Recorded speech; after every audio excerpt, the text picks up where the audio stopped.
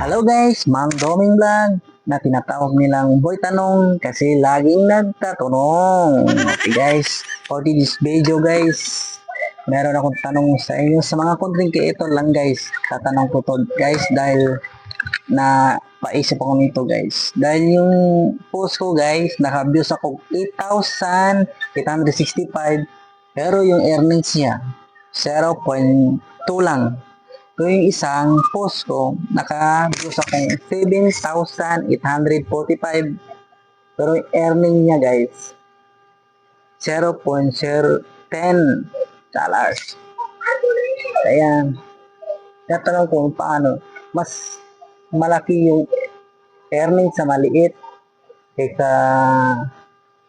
malaking views, maliit yung earning.